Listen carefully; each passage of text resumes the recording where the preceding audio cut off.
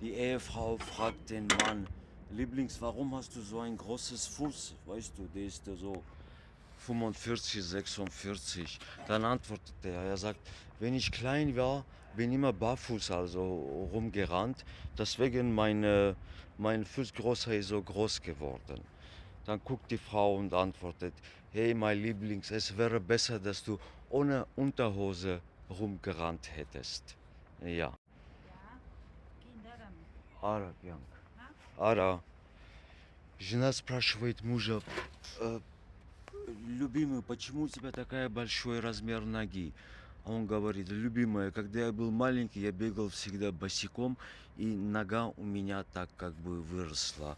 И она говорит, было бы лучше, если бы ты, mилый, без трусов begel туда-сюда. Ja, weißt du, es ist ein bisschen solche Anekdot, aber da steckt irgendwo Wahrheit.